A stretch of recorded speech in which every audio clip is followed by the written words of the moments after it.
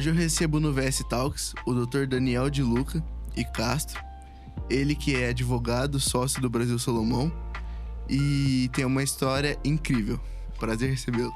Prazer é todo meu, Vitor. É uma satisfação estar aqui. Fiquei muito feliz com o convite, né?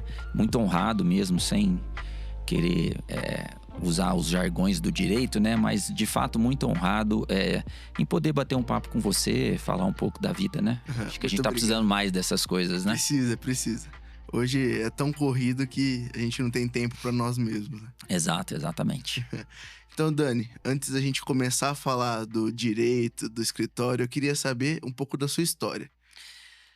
Veja bem, eu sou natural de São José do Rio Preto, né? Tenho 53 anos de idade. Tenho minha mãe viva lá, minha irmã. Perdi meu pai aos 10 anos, em 1983. Meu pai era um médico na cidade, ortopedista. Minha mãe tem formação em psicologia e pedagogia. É proprietária de escola lá, né? Passei minha infância, adolescência em Rio Preto. Por ter família aqui, meus avós paternos, maternos, tios, tias, primos são daqui. Eu sempre frequentei Ribeirão Preto, né? Vinha para casa do avô, Natal, Ano Novo, enfim, aquelas reuniões de família. E sempre gostei muito de Ribeirão Preto, né? Na época do vestibular, encontrei o Marcelo no Ribeirão Shopping. E já conhecia o Marcelo porque uma feliz coincidência, o tio dele, irmão do Dr. Brasil, o tio Pedro, né? Eu chamava ele de tio Pedro, era meu vizinho de frente, era muito amigo do meu pai. Quando soube que eu queria fazer direito, falou, não, você tem que ir lá no escritório do meu irmão e etc. Eu já conheci o Marcelo ia muito em Rio Preto por conta das primas dele, namoradas, enfim. E ele sabia da minha ideia de fazer direito. E falou assim, você vai prestar aqui, não vai? Então você... Chegando em Ribeirão, você, por favor, você me liga. E assim foi, né? Vim estudar aqui, comecei minha faculdade na UNAERP em 90. Aí eu me lembro que eu liguei lá no escritório, era lá na Visconde Uma ainda o escritório. Fui lá conversar com o Dr. Brasil, ele falou assim, olha, eu acho que você tem que viver a sua vida de estudante por 2 anos. Então você volte aqui no 3º ano. Até porque naquela época... o estagiário, o processo era físico, por óbvio, o estagiário, para pegar processo, fazer o trabalho de estagiário, ele tinha que ter a carteira da OAB. Né? O juiz de cada vara dava uma autorização para A, para B e para C, mas desde que tivesse a carteira da OAB. E você conseguia a carteira da OAB frequentando uma espécie de curso na OAB, me lembro que eu fiz isso no início, a partir do 3º ano. Então, por isso que eu fui... fazer estágio no 3º ano. Isso foi em 9 de março de 1992. E por enquanto tá dando certo, né? Tô lá ainda há 34 anos. Eu acho que é um aprendizado diário. Eu falo para todo mundo, sempre falei da minha gratidão por ele, Dr. Brasil, pelo Marcelo, que são 2 gerações diferentes, mas 2 mentes brilhantes. Sim. Brilhantes. E eu fui muito feliz porque quando cheguei, nós tínhamos uma dinâmica de, no início, ele fazia com que o estagiário rodasse os setores do escritório. Na ideia dele, o estagiário deveria conhecer o escritório como um todo, saber do funcionamento, para depois ir fazer estágio com um advogado A, B, C e D. E eu fiz meu período inteiro de estágio diretamente com ele. Vitor, era uma coisa assim, fora do normal. Eu imagino. A paciência que ele tinha conosco, desde que ele percebesse que a pessoa estava demonstrando interesse em saber das coisas, era algo extraordinário. E eu estava falando esses dias lá em casa, conversando com a Marília. Eu cheguei no escritório há 34 anos. O Dr. Brasil tinha 50, 51, 52 talvez, ou seja, no auge. O Marcelo recém-formado. O Zé Luiz Matos já era uma sumidade em processo, né? Então eu fiz estágio com os 3 e foi maravilhoso, né? Teve a melhor formação possível. Eu vou te afirmar com todas as letras. Foi uma das melhores coisas que aconteceram na minha vida, desde o momento em que eu imaginei lá no 3º colegial, quando assisti uma palestra de orientação vocacional. Então foi médico, foi engenheiro e foi um juiz de direito, Dr. Márcio Goulart. À época eu acho que ele era juiz em Catanduva, ali próximo de Rio Preto, para falar da profissão. E eu falava, puxa vida, vai ser isso. Eu comecei a fazer direito pensando em ser juiz, mas aí a hora que eu fui conviver no escritório, aquela rotina de escritório, eu falei, vai Se ser, apaixonou. vai ser aqui, né? E assim foi, né? Sou casado com a Marília há 10 anos, tenho um filho de um primeiro relacionamento, um primeiro casamento, chama Guilherme, tem 31, é outro amor da minha vida, junto com a minha mulher e minha mãe, e a minha profissão, porque eu acho que não importa onde você esteja e com quem você esteja, se você gostar do que faz, você já está na frente. Aquilo Sim, lá não pode ser apenas um meio para você atingir as coisas. Você tem que gostar do que faz. com certeza. Eu falo lá para a turma, né, que enquanto eu tiver com a satisfação e a alegria de dar um nó na gravata o dia que eu estou usando gravata, para poder atender, para fazer audiência, para fazer sustentação oral ou para ir para o escritório, é o que me mantém, sabe? Eu Entendi. gosto demais, demais. É muito bacana a sua história, assim, sua trajetória, principalmente a escolha do direito também é bem interessante. Quando eu escolhi o direito lá atrás foi algo parecido também, mas eu queria saber que muita gente hoje, ela constrói uma fantasia com base num sonho ali dela. Então, quando você pensou em seguir a magistratura e de repente se viu indo pra advocacia, como que você sentiu conflitante na época? Não, não. Eu acho que. Eu acho não. Quando eu assisti essa palestra, pô, eu tinha 16 anos, Uhum, né? Possivelmente, porque eu fiz 17 em outubro, comecei a faculdade em fevereiro seguinte. Então eu devia ter uns 16 anos. E, de fato, é uma profissão espetacular, né? Eu acho que a pessoa que tem a consciência de julgar, de decidir a vida de uma pessoa, depender do que acontece no julgamento, a imparcialidade, é, poxa, a pessoa tem que ter um equilíbrio emocional, um conhecimento da impecável. vida, não é só jurídico, né? Mas eu, uma das coisas que também fez com que eu virasse a seta para a advocacia, o que aconteceu? Eu, no terceiro ano de faculdade, o Guilherme nasceu, meu filho, eu estava no terceiro ano de faculdade. Uhum, Aí eu falei, poxa vida, eu vou terminar minha faculdade, eu vou ter que ter um tempo para estudar, vai saber lá quanto tempo eu vou ter que estudar para ver se eu vou passar num concurso, sim. né? Essa foi uma coisa que falei, poxa, talvez eu tenha que pensar num plano B, mas continuo achando a profissão de juízo de direito algo espetacular. E eu já estava inserido na rotina do escritório, né? O escritório era menor, eu me lembro quando eu cheguei lá, talvez tivessem lá 12, 13, 15 advogados no máximo, Aham. né? E estagiário, talvez esse número. Então, a adaptação foi muito fácil, porque nós vivíamos era uma outra época, Sim. né? Era uma época do contato muito mais frequente. Hoje está tudo muito digital, hoje é mais difícil. Então, o que todo mundo fala hoje, né? Um termo bonito, da sensação de pertencimento. Entendi. Eu, logo que cheguei, pela maneira em que fui acolhido, sendo exigido, levei suspensão do Doutor Brasil numa passagem lá, 3 dias em casa, com desconto de DSR e tudo, porque Aham, nós tínhamos registro na carteira de trabalho aham. como estagiário. Mas a maneira pela qual eu fui acolhido sempre fez com que eu me sentisse pertencendo àquele lugar. Eu tinha uma visão muito clara disso, de que todos são importantes para o lugar em que eles estão, né? Que é uma coisa que o Doutor Brasil, até o último suspiro da vida dele, praticou isso daí. É. Então, assim, não foi nenhum trauma. Nossa Senhora, meu sonho de ser juiz. Não, muito pelo contrário. Aham. Terminei a faculdade, recebi o convite para ficar, né? Então, para mim foi muito tranquilo. É óbvio que a necessidade de ter um rendimento, de conseguir prover alguma coisa dentro da minha família, eu, minha mulher, meu filho, também fez com que eu olhasse para outro lado. Talvez, se não fosse isso, poderia ter tempo suficiente para me dedicar aos estudos, né? Minha mulher estudou muito tempo a concurso. Ela fala, Dani, ó, só não passa quem para de estudar, né? Uma hora vai. Verdade. Mas não foi bem tranquilo, foi bem tranquilo. Entendi. E essa parte, assim, da paternidade também, na época da faculdade, você sentiu que influenciou, além do que você falou, que influenciou para que você se tornasse, eh, não é mais maduro, né? Mas nesse sentido, assim. Eu acho que é mais maduro, sim. E eu vou te contar uma história. Quando meu pai faleceu, eu tinha 10 anos. Ele faleceu em julho, eu fiz 11 anos em outubro. E estávamos em casa, eu, ele e minha mãe. Ele faleceu em casa.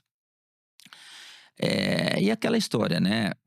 O filho homem é muito apegado ao pai, né? Então, meu pai era meu herói. Futebol, tênis, vários, todos os tipos de atividades que existiam na época e que ele pôde me acompanhar e me inserir, ele fez. A minha mãe é a mesma coisa.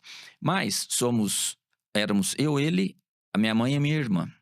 Aí sabe aquela história que a gente vê em filme, assim, tipo, agora eu sou o homem da casa? Aham. Juro pra você. Quando isso aconteceu, eu falava, poxa, 10 anos de idade, eu sou o homem da casa, eu não posso decepcionar nem minha mãe e nem a minha irmã, né? Eu tenho que cuidar delas. Eu acho que foi até uma coisa que, em algum momento, as pessoas mais próximas a mim, meu padrinho principalmente, eh, me alimentou isso no bom sentido, não para me deixar um peso, Aham. mas para eu penso muito nisso. Eu acho que para fazer com que eu atravessasse esse período de ausência de um pai muito novo, sem tantos traumas, Entendi. né. Então, assim, eu já naquele momento, naquela época, despertou em mim essa necessidade de responsabilidade. Entendi. Vivi uma adolescência, juventude, fiz tudo o que eu tive que fazer, coisa certa e coisa errada, né.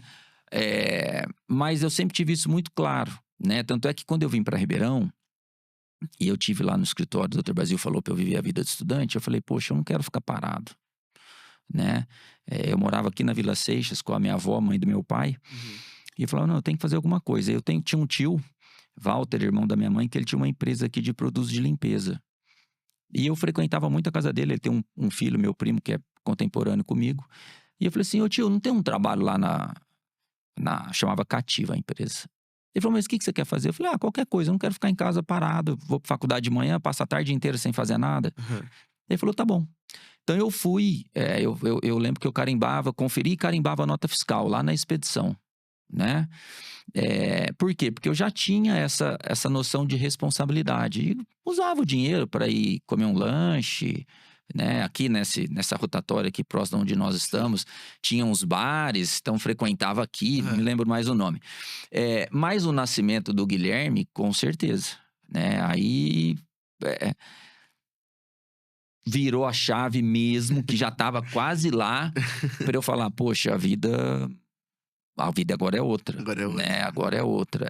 Então assim, você acaba se abdicando de algumas coisas que seriam óbvias você fazer com 21 anos de idade, né, Uhum. mas eu faria tudo de novo, tudo de novo. É. É meu companheiro, vivo com ele o que eu não vivi com meu pai por conta da Aham. ausência, né, eh, procuro ser para ele um exemplo, vivo repetindo para ele: "Filho, muito mais do que patrimônio, o que a gente pode deixar para um filho, se Deus quiser você vai ser pai um dia, é exemplo", né, e é isso que eu procuro ser.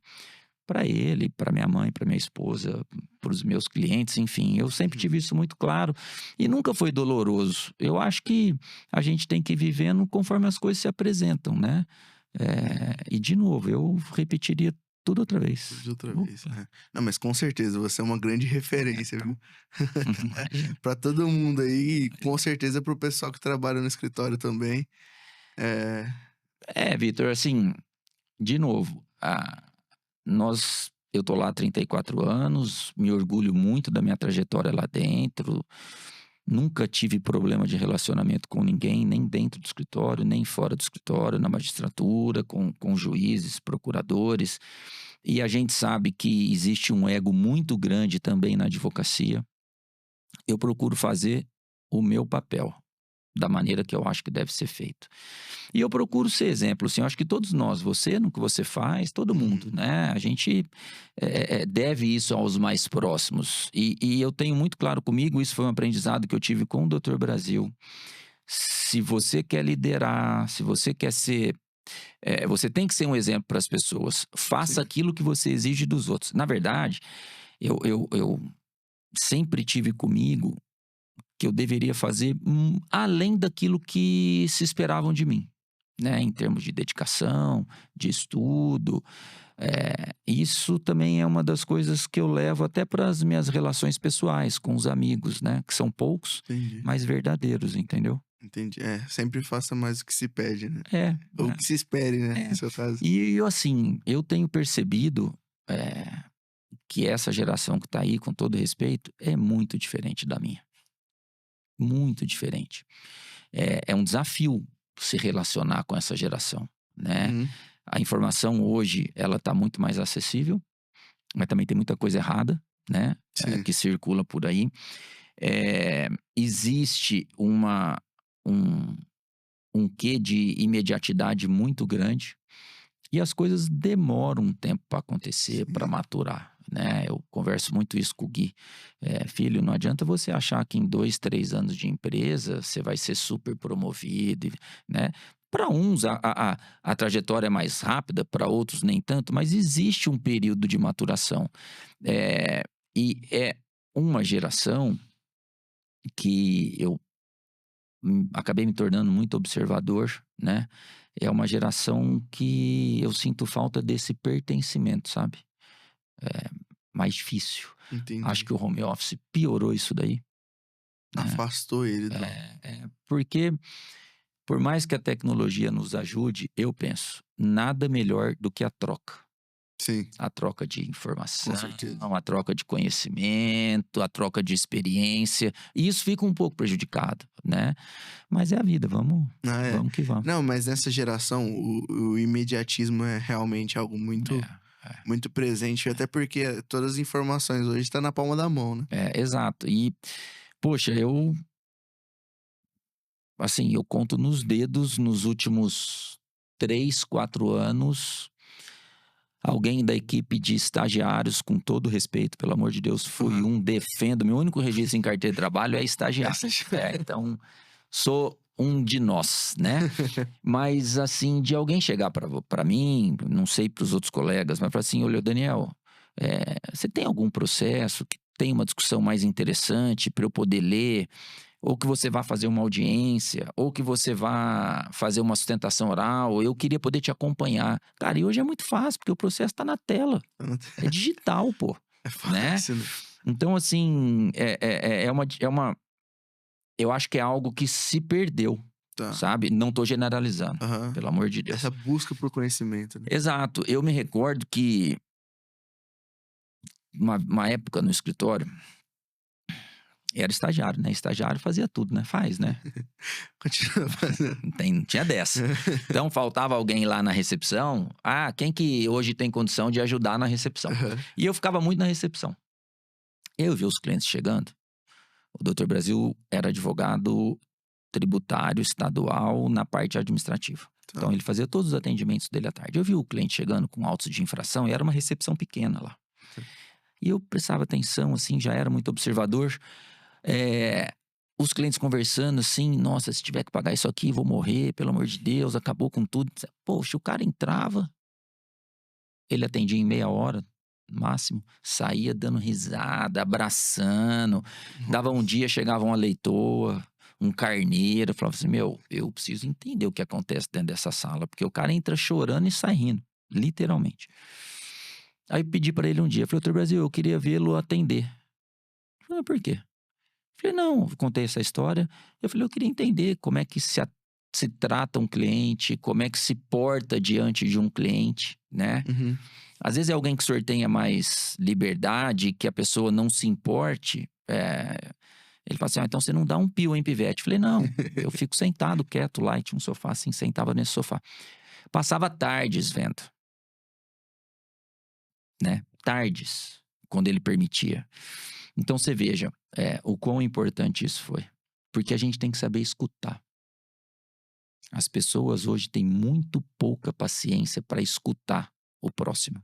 Muito pouca paciência, né? Hum. Então são assim, são questões, são situações que a gente vivia muito lá atrás e que hoje eu sinto falta dessa geração, sabe? Mas a gente continua na Entendi, nossa missão. entendi. É, você num papel como líder, né, no escritório, né, tem que observar muito disso daí, porque você foi na coordenação ali da área trabalhista, você foi vendo várias vezes gerações passando, gerações passando. Exatamente. E o que que você acredita que além do que a gente conversou, né, claro, que essa geração tem que se atentar e você também como líder, como que você instrui elas a corrigir essas coisas que faz parte da geração, né? É. Eu penso que a escuta é primordial, né? Uhum, Você saber escutar para entender o que está acontecendo à sua volta ou o problema que alguém te traz, né? A atividade, ela não pode ser tão mecânica. sim. Você pede, a pessoa vai lá, faz e te devolve. Eu penso que a pessoa tem que entender o porquê que está sendo pedido e quais as alternativas que essa pessoa, que o estagiário ou que o advogado em mais início de carreira traz para nós que estamos há mais tempo Sim. nisso, né? A busca do conhecimento, né? Estudar. A prática também eu acho muito importante. É, frequentar fórum, que isso hoje em dia é muito difícil, Muito difícil. né? A troca entre as pessoas, isso é muito importante. Por exemplo, as sessões de sustentação oral no Tribunal Regional da 15ª Região, elas podem ser presenciais ou virtual, a maioria é virtual. Eu vou em Campinas fazer presencial. Posso fazer da minha sala, da minha casa, mas eu Uhum. vou em Campinas fazer presencial, porque eu acho que a gente tem que ser notado, né? Além de uma análise que eu faço, porque quando você vai lá no presencial, você tem preferência sobre aqueles que estão virtual, Virtual. né? A não ser que sua preferência só é deixada de lado quando tem algum processo que foi retirado de pauta, às vezes tem algum Aham. desembargador ou juiz convocado que tem poucos processos, então existe ali um entendimento que até para liberar essa pessoa, os processos dele julgam primeiro, enfim, mas você está lá, Uhum. né? É, é, eu acho que a pessoa, ah, você está falando para 3 juízes desembargadores, a pessoa te ouve de maneira diferente, Ovo. né? É isso que eu vivo falando pro pessoal. Além de gostar do que faz. Uhum. O trabalho não pode ser um fardo pra gente, Sim. entendeu? É, a tecnologia, embora tenha ajudado, afastou bastante. Muito. E entrando um pouco no direito, eu queria saber, você tem pra você que nos casos que você vai presencial e nos casos que tem virtual, nos presenciais tem mais êxito? Ó, eu penso assim, falando especificamente de julgamento. Eh, isso eu a primeira vez que eu estive no tribunal fazendo sustentação oral foi em 2002. E eu atendia, tinha um cliente aqui em Ribeirão Preto, que é nosso cliente até hoje, que Uhum. ele ficava sob a minha responsabilidade. O meu chefe, o Vladimir, me confiou esse cliente para eu fazer. Aí tinha alguns processos, eu já vou responder sua pergunta, mas tinha alguns Claro. processos delicados que eu ficava indignado com a sentença desses processos. Mas assim, eram 20 casos, mas não me conformava com aquilo. Aí o primeiro chegou no tribunal, eu virei para ele e falei assim, pro Vladimir, falei, eu quero fazer sustentação oral. Ele falou, mas como assim? Eu falei, quero ir lá. Porque esse processo é assim, né? Novo, aquele gás. Mas por quê? Porque demonstrava interesse, entendia o que eu estava fazendo e Uhum. gostava daquilo que eu estava fazendo. Entendi. Eu falei, ó, se você me autorizar, eu vou até lá. E eu vou. é, Tinha acabado de distribuir o processo, até marcar o julgamento demorava um pouco. Eu falei assim, ó, mas eu queria a sua autorização para eu poder ir lá e assistir sessões. Que eu nunca vi. Eu tinha assistido o júri no fórum. Quando eu estava fazendo serviço de fórum, tinha tribunal do júri e as portas ficavam abertas, eu dava uma olhada lá. Uhum. Então eu fui fazer isso daí. Então, assim, eu acho que o presencial tem isso que a gente está conversando, mas eu acho que não são todos os processos que o advogado tem que ir lá Tá. fazer sustentação oral, sabe? Eu acho que o advogado estudando o processo, entendendo a dinâmica de produção de prova dentro de uma reclamação trabalhista, aqueles processos que têm uma matéria fática mais forte, ou que tem alguma prova, principalmente documental, que não foi analisada, ou que foi analisada de uma maneira, mas cabe você interpretar de outra forma, eu acho que esse é o processo que o advogado tem que pôr debaixo do braço e ir lá fazer sustentação oral. Entendi. Mas não é simplesmente fazer a inscrição quando marca o julgamento e aparecer lá. A partir do momento que distribuiu esse processo, o advogado tem que procurar despachar memoriais, de preferência com o desembargador, insistir para que o desembargador receba, senão vai ser um assessor. Por quê? Porque antes de se analisar, você já tem ali um resumo para tentar nortear a análise que vai ser feita. Entendi. Entendeu? Eu já de um tempo faço dessa forma e oriento o restante dos meus sócios que também atuam no tribunal a fazer dessa forma. Êxito é uma questão talvez não relativa, mas assim, a nossa profissão ela não é de resultado, ela é de meio. Eu acho que a gente tem que ter a certeza de lutar até o último suspiro Entendi. pelo direito do seu cliente, né? Entendi. Tendo êxito, poxa, maravilha, a gente volta 200 quilômetros de Campinas bem feliz, né? Mas é a sensação de você parar e falar assim, poxa, eu fiz o possível. Aham. Quando vem o êxito, maravilhoso, né? Mas eu penso que quando você atua dessa forma, e uma coisa que eu acho muito importante, você municia o seu cliente com as informações, ele tem um entendimento diferente. Entendi. Falar, poxa, o meu advogado lutou, meu advogado dividiu comigo, meu advogado me pediu auxílio em questões fáticas, né? Porque é o cliente que nos traz os fatos, né? Mas também é uma coisa do direito que eu acho muito bacana, essa de sustentação oral. Sim. Muito É legal. muito legal mesmo. Nossa, eu acho fantástico. E... O Doutor Brasil e o Marcelo faziam muito sustentação oral, né? Eles faziam somente no TIT. E eu me lembro, vários anos, ou um ou outro, ou os dois, eram os advogados que mais sustentavam naquela época, né? E assim, eu assisti sustentação oral deles, era espetacular. Impecável. Tinha um desembargador já falecido, Dr. Adilson Bassalho, depois ele aposentou e começou a advogar. Quando eu comecei a fazer sustentação oral, sei lá, tinham 9 pessoas, 10 advogados que faziam. Acho que não tinha mais que isso. Tô chutando alto. E eu era mais novo. Ele me chamava de moleque. Mas vê-lo sustentar era um negócio impressionante.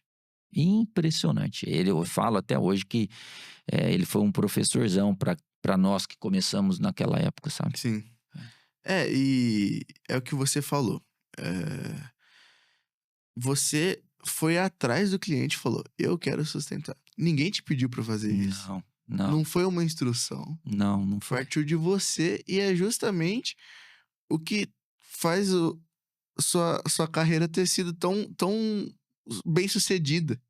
Porque você sempre buscou mais, né? Assim, eu fico muito envergonhado, na verdade, quando eu escuto essas coisas. Mas eu me orgulho, eu não posso ser hipócrita, né? Se você for raciocinar que na minha família não tinha nenhum advogado até então. Eu tenho um primo que fez direito, mas ele passou no concurso para delegado de polícia. Então, não advoga. Você mudar de cidade, poxa, trabalhar das 8 às 6 da tarde, faculdade das 7 às 11. É um caminho muito longo, né? Eu acho que essa questão de reconhecimento, eu deixo para as pessoas, sabe? Mas eu me orgulho. Eu me orgulho porque é uma estrada duríssima e continua sendo dura. Não é porque hoje eu tenho essa posição dentro de um grande escritório, né? Que a gente pode relaxar, muito pelo contrário. São vários leões por dia, né? Mas eu me orgulho muito,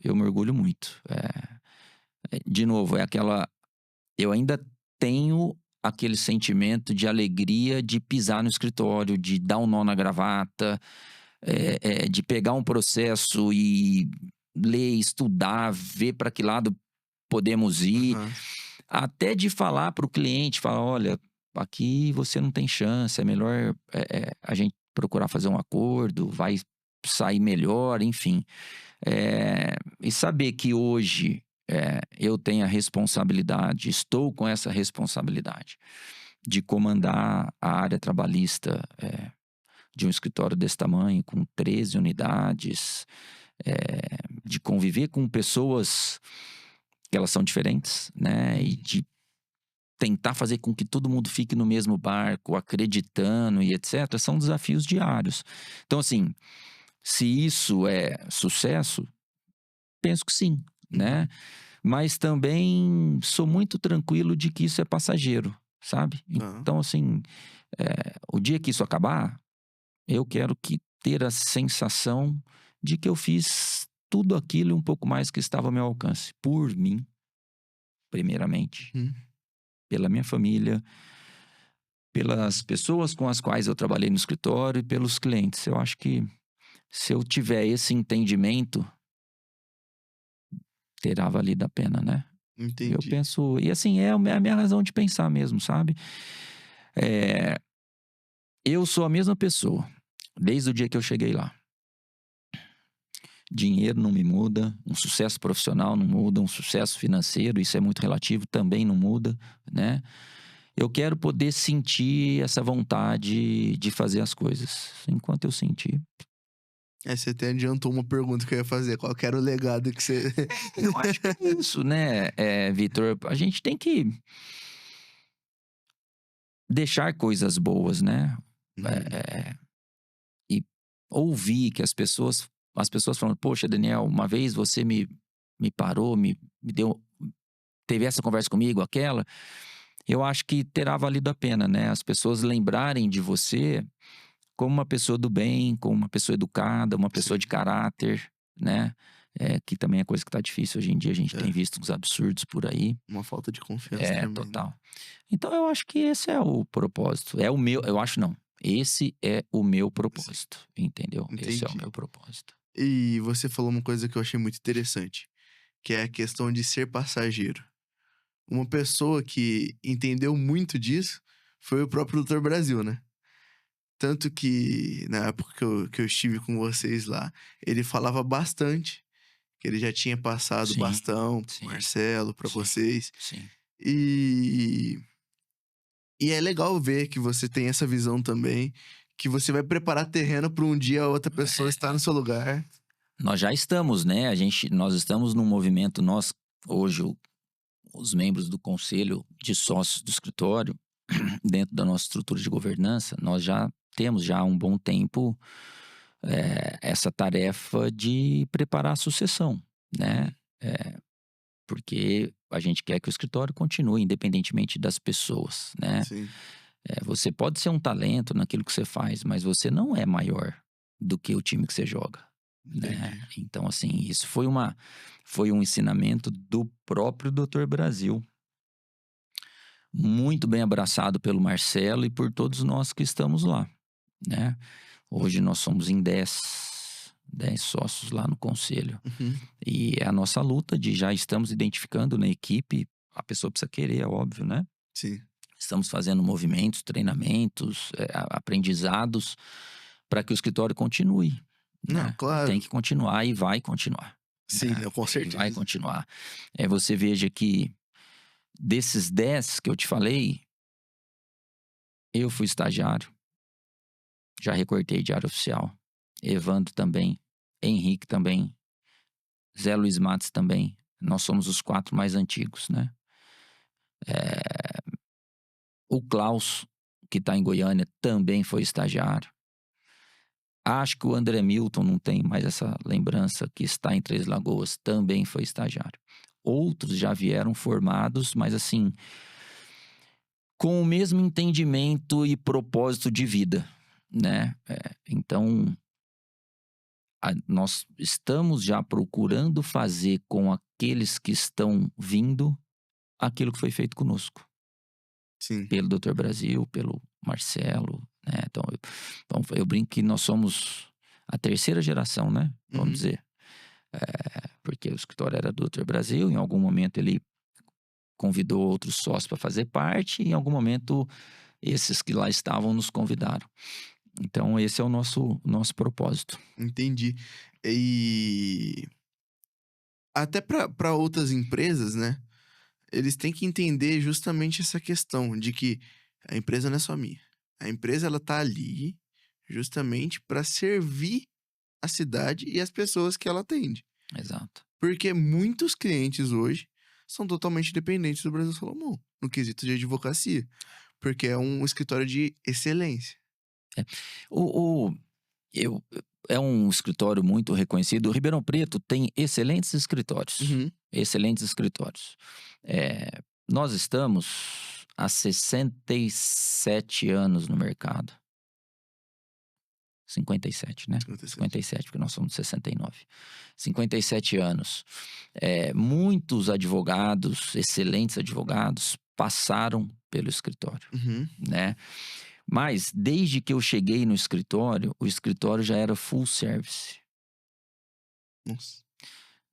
E o Dr. Brasil falava assim, ó, o advogado generalista tá com os dias contados. Nós temos que ter especialista, cada qual na sua área de atuação.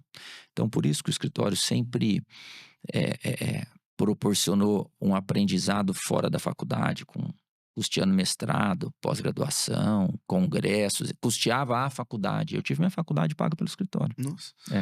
O Dr. Brasil só não pagava, obviamente, as dependências, né? Mas os estagiários da época tiveram a sua faculdade paga por ele, porque ele acreditava muito isso na formação da pessoa, né? Uhum. Tanto profissional, mas como pessoa. Então, a gente sempre procurou. O escritório já era dessa forma. Hoje, de um tempo, o direito penal nós não temos dentro do escritório. Temos parceiros que a gente indica a depender do perfil do cliente, do caso que envolve. Mas a ideia é justamente essa: é de que o empresário encontre no escritório uma assessoria jurídica capaz de atendê-lo em todas as áreas que envolvem o seu negócio. Esse é o lado contencioso, mas nós temos também uma prática já muito antiga de levar soluções e procurar levar negócios para o nosso cliente. Porque a atuação contenciosa, ela é refratária de uma situação, né? Sim. Mas, por exemplo, você que tem construtora, pô, se eu ficar... E eu estou entendendo o mercado que você atua. Se eu ficar sabendo de uma área que algum cliente está disposto a vender, a fazer uma permuta, poxa, é meu dever levar para os meus clientes que estão nesse segmento uma oportunidade de negócio. Sim. E não ficar esperando que ele me traga um processo, que ele me solicite um parecer, alguma coisa assim. É o que a gente chama lá de empatia jurídico-empreendedora, né? O Dr. Brasil era um defensor, assim, nato disso e conseguiu passar para a gente. Então, eu acho que essa forma de atuar tem contribuído muito para a gente crescer, né? Por exemplo, nós inauguramos em Rio Preto há um ano e pouquinho, a nossa 13ª unidade. Nossa. Quer dizer, muita gente. É. Nós tivemos reunidos agora, 15 dias atrás, num hotel aqui da cidade. Fizemos uma imersão com líderes atuais, né, das equipes, dos vários setores, para discutir Uhum. o futuro do escritório, para reafirmar os nossos valores, né? Então, eu acho que tudo isso faz com que o escritório tenha uma atuação de destaque, de novo, como outros bons escritórios têm, mas eu tenho que me preocupar com o meu, né? Sim. Então, eu acho que eu vejo o escritório dessa maneira, né? Eu vejo o escritório dessa maneira. Entendi. Eu vou pescar uma coisa que você falou ali. Você falou, desde aquela época, o Dr. Brasil não acreditava no advogado generalista. E hoje, todo mundo tá querendo fazer um pouco de tudo. E tá se perdendo as pessoas que querem se especificar em algo. Eu acho assim, Vitor, quando você sai da faculdade e você não está numa estrutura grande, e você resolve investir em você e montar o seu escritório, é natural, por uma Pegar questão tudo. até de sobrevivência, Aham. que você faça várias áreas, né? Sim.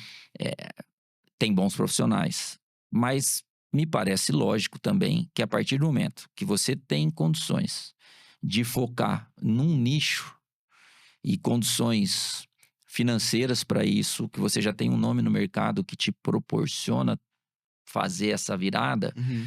eh, você, o profissional tem medo. Eu acho que ele estaria melhor capacitado, Porque eu vou Entendi. focar naquilo. Então, por exemplo, parece um caso lá no escritório de direito de família, mas eu nem me atrevo, entendeu? Entendi. É óbvio que você vai lendo, você tem a noção geral de princípios, né? Eu gosto muito de. A gente tem uma assessoria de imprensa que, talvez não sei se você vai se lembrar, mas todo dia ela prepara um clipping de notícias. Aham. Ela coleta notícias relacionadas à política, ao judiciário. Eu leio aquilo lá todo dia, porque sempre tem notícia de uma decisão de um tribunal que eu não atuo, né? Que é uma maneira de ficar atualizado. Sim. Mas, assim, eu acho que não dá. Não é que não dá, eu acho que é mais difícil Uhum. você fazer um pouco de tudo. Entendi. Respeito, pelo amor de Deus, Quem quem faz? Aham. faz. Não, claro. E às vezes faz por necessidade, a gente tem que. Aham. Né? Eu fui tão abençoado que eu comecei a fazer estágio num escritório que já tinha um nome sólido, recebi a oportunidade de ficar e tô lá batalhando todo dia. Uhum. Mas essa foi a minha realidade. Também tive muitos colegas que resolveram abrir a sua porta, alguns já pararam por algumas Sim. razões, né? E falando de áreas, assim, você lembra claro que você lembra, né, mas o porquê o direito trabalhista? Olha, eh, eu fui estagiário, como eu disse, do Doutor Brasil, do Marcelo, Uhum. do Zé Luiz, e aí no meio do caminho o Evandro se formou. Então eu ficava com os 4. Eh, eu achava que se viesse o convite para permanecer no escritório, esse convite viria para a área tributária, por Aham. razões óbvias, Sim. né? Aí eu tava, sei lá, entre me formar e pegar minha OAB, acho que foi mais ou menos isso daí. O Doutor Brasil fez um convite para um colega dele que tinha sido do serviço público junto com ele para ir para o escritório. Certo. Aí eu falei, pensei, perdi minha vaga. Mas eu, nessa dinâmica de ajudar outros setores do escritório, teve um período que eu ajudava muito o pessoal da tributária federal, Uhum. que era o Dr. Sidney Mazetti, que era o advogado responsável. E ajudava a preencher guia, não vê você que eu ajudava com tese, nada disso. A gente preenchia não sei quantas guias por dia, 100, 150 guias de depósito lá, de umas ações lá de PIS/COFINS, acho que é, nem lembro. Mas passava o dia fazendo guia. E o meu chefe, aquele que veio a ser o meu chefe, o Vladimir Uhum. Lage, pessoa que eu tenho profunda gratidão, era estagiário dessa turma. Aí ele se formou na minha frente, e ele sempre teve um passado de luta sindical e etc.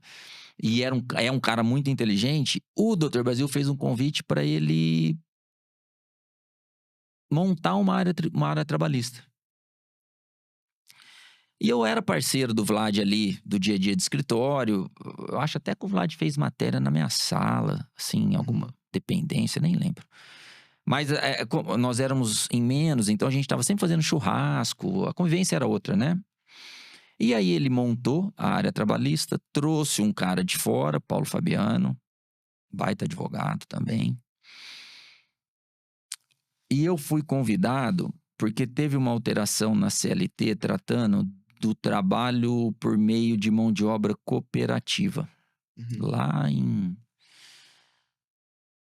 Cara, de 95, 6 pra frente, não lembro. 7, sei lá. Mas a gente. A alteração era o seguinte: ó, se você contratasse mão de obra cooperativa, não formava vínculo com o tomador de serviço. O mundo passou a contratar cooperativa e a maioria delas fraudulenta.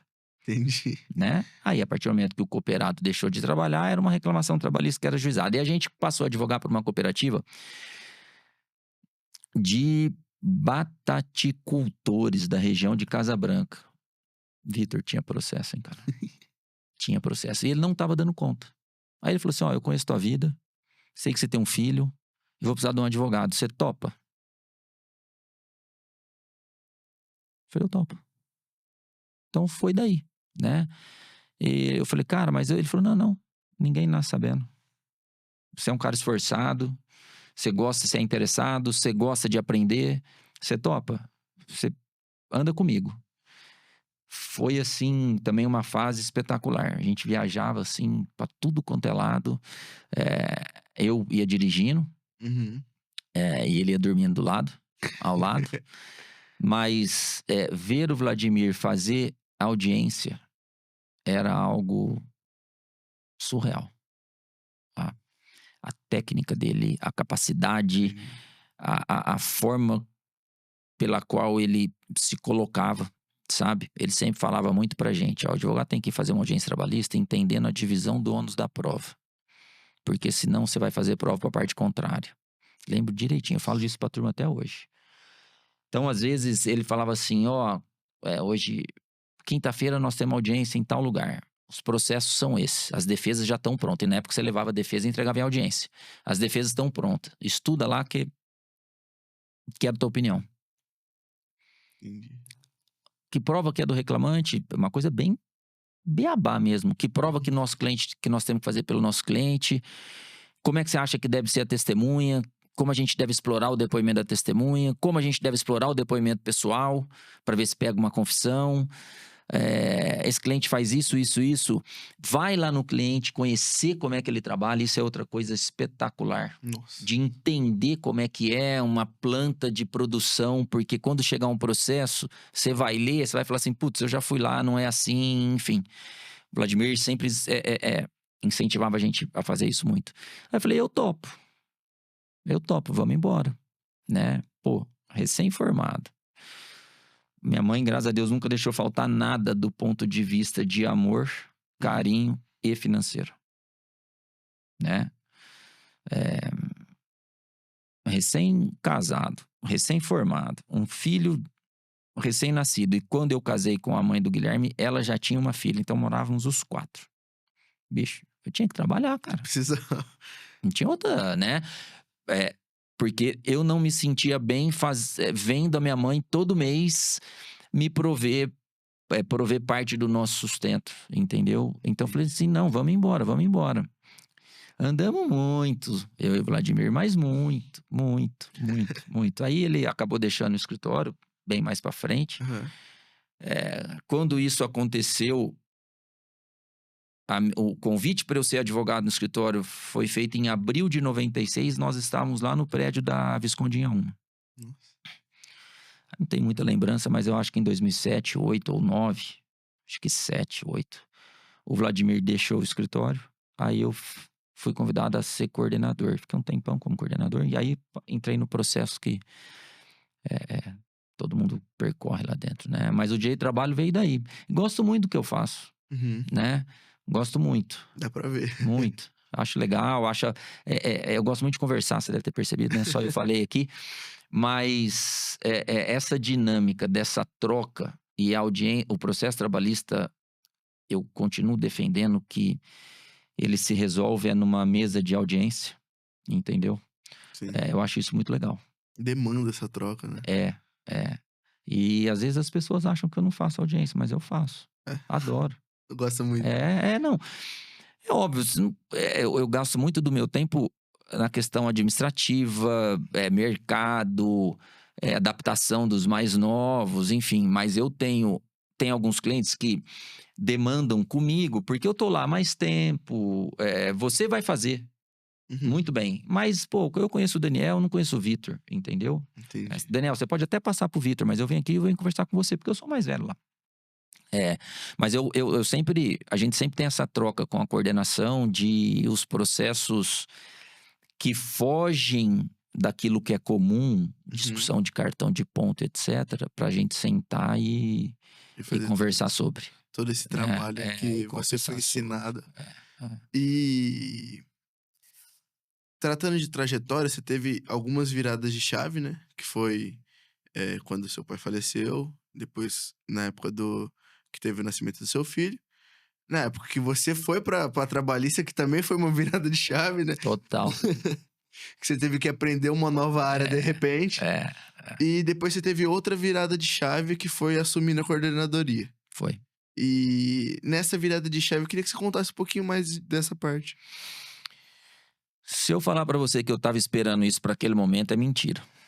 Não estava, Uhum. né? Aliás, eu tinha comigo que o meu momento ia chegar e eu ia dividir esse momento com o Vlad, que eu chamava ele de Vlad, né? Sim. A gente perdeu um pouco de contato por conta da vida, enfim. Mas não foi isso que aconteceu. Só que é, eu acho que desde o meu primeiro dia, e eu vou ser repetitivo, eu já me senti como alguém do escritório e não mais um. Eu procurei entender o funcionamento do escritório, procurei entender as pessoas que estavam no escritório, como elas se comportavam, o que elas pensavam, né? Então eu não tive uma dificuldade tão grande nesse momento. Estou sendo bem franco com Aham. você. É, boa parte da equipe de advogados trabalhistas daquele momento, eu tinha feito o convite. O Vlad chegava e falava assim: Daniel, cara, a gente tá precisando de mais gente, ó, tem um cliente aí que vai trazendo não sei quantos processos, nós estamos morrendo fazendo contestação, recurso e audiência e viagem, etc. Precisamos reforçar a equipe. Você conhece alguém?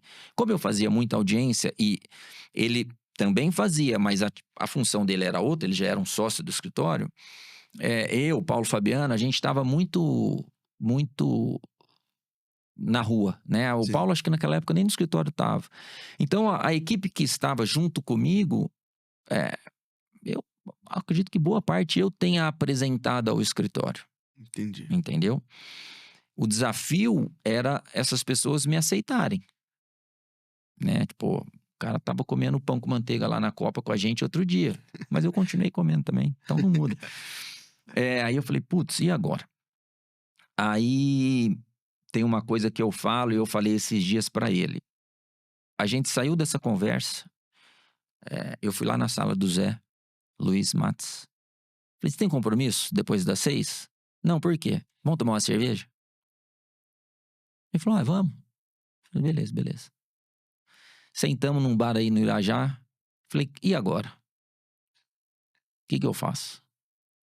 Ele falou assim, mas você aceitou muito rápido. Eu falei, cara, o sonho da minha vida, a oportunidade da minha vida.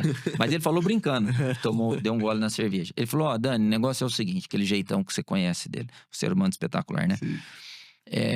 Você tem um leão na tua frente, uma cartucheira de 2 canos, mais uma bala, um cartucho. E você tem que acertar no meio da testa.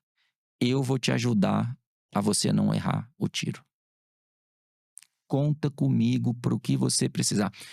E o Zé sempre foi um cara de uma visão macro muito grande, de conhecer o escritório muito bem, os clientes, porque a área trabalhista, lá quando o Vlad foi convidado para encorpar ou fazer a área trabalhista, a maioria dos clientes eram clientes já do escritório das outras áreas que tinham suas demandas trabalhistas e aí o escritório divulgava que agora tinha uma Uhum. área trabalhista. Então o Zé Luiz conhecia todo mundo praticamente, né? Ele falou assim, cara, você conta comigo, só não muda o seu jeito de ser. Qualquer problema que você tiver, vamos sentar, vamos conversar. Você sabe onde eu moro, você tem meu telefone e é isso. Aí a gente ficou tomando cerveja até não sei que horas, né? Levou um tempinho, mas eu não mudei. Eu sempre falei para a pessoa, ao invés de falar para o colega do lado. Uhum. Eu sempre fui muito transparente, errando ou acertando, entendeu? Sempre reconheci as vezes que eu errei e sempre pedi desculpa quando eu errei. Entendi. Então, e sempre procurei demonstrar e procuro até hoje com um exemplo. Não adianta eu pedir que seja de uma forma e eu não executar dessa forma. Eu tenho que ser o primeiro a executar dessa forma. Eu vejo dessa maneira, Sim. entendeu? Eu vejo dessa maneira. Entendi. É uma história fantástica. Eu acho que isso aí foi em 2008, 2007, nem lembro Aham. direito quando foi. Ali naquele meio ali. Por ali, por ali. E aí foi, e Entendi. aí foi. Não, você tem uma trajetória realmente incrível, Dani. Eu me orgulho, honestamente. E eu queria saber também, que agora a gente tá caminhando para o fim, eu queria te fazer uma última pergunta. Que conselho que você daria para quem pensa um dia em conquistar também, seja a coordenadoria, seja o sucesso, seja... Vitor, não é uma receita de bolo, mas eu acho que o tempo vai te proporcionando que você tire algumas conclusões, né? Vamos falar assim, meio divagando aqui. Mas eu acho que a primeira coisa é gostar do que faz. Seja lá o que for, entendeu? Da coisa mais simples à coisa mais complexa, né? Eu acho que é um ingrediente importantíssimo. Estudar, e muito. Porque hoje a informação está disponível de uma forma que não existia antes, né? A gente tem a inteligência artificial aí que é assustador, né? Então, assim, gostar do que faz, estudar, caráter, que eu acho que é uma palavra que está bem acima e eu acho que estão contidas nela outras palavras, né? Uhum. Mas a transparência e lutar. Não adianta você pensar diferente. Até a garra. Eu não tenho dúvida que esses e outros componentes, eles são capazes de fazer a pessoa ter um sucesso pessoal, profissional, financeiro, né?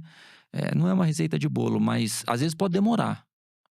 Pode demorar. Uhum. Se você tiver paciência, se você for perseverante, acontece. Não sei se é uma visão meio lúdica minha, Uhum.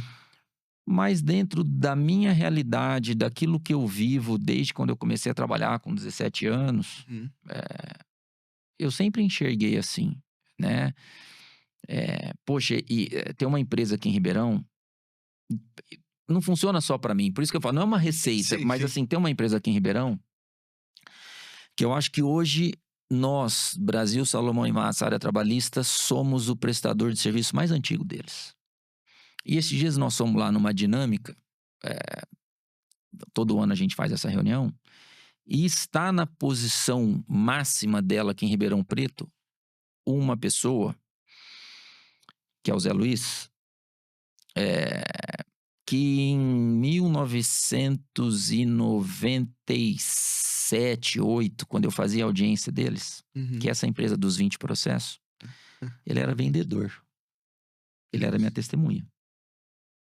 Cara, puta, 10, 10. Dinâmico, prestativo. Porque é um saco você sair do teu tempo e falar com o advogado, ainda mais quem tem que vender, quem ganha comissão, fala, putz, aí o cara vai na audiência, não é nem ouvido, porque faz acordo, ou porque o advogado entende que o que tem de prova naquele momento não precisa ouvir. Cara, ele não. Ele sempre, sorriso no rosto, defendendo essa empresa como poucos, etc. É uma multinacional, uma das marcas mais conhecidas do mundo. Eu sabia que ele estava nessa posição, mas eu nunca tinha estado com ele nessa posição. Cara, nós fomos lá, ele falou assim, Dani do céu, me abraçou e tal.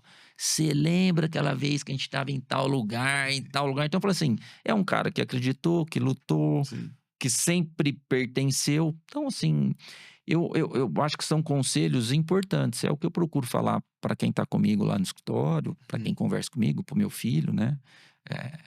E a vida é assim, Não, né? conselho maravilhoso. Acho É. que se a pessoa tiver esses atributos, ela pode ter a paciência que Exato. o Eu dia vem. sempre tive pessoas maravilhosas ao meu lado, dentro do escritório, fora do escritório. Minha mãe, então, com todo respeito às outras, não existe igual, Uhum. sabe?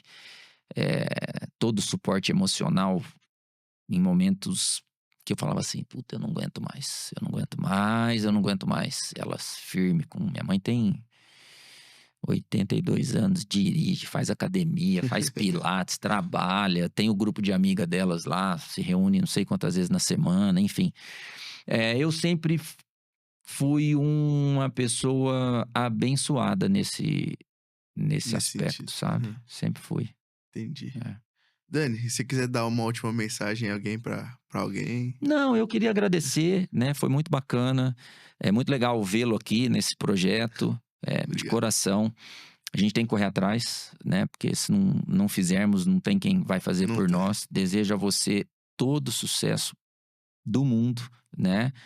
E sempre que você precisar contar comigo aqui para bater papo, para jogar um tênis, Vambora. vamos jogar. Eu tô à sua disposição. Gostei muito, foi um prazer imenso. Muito obrigado, Dani.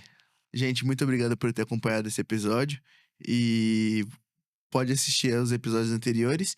E na semana que vem tem um episódio novo também. Muito obrigado.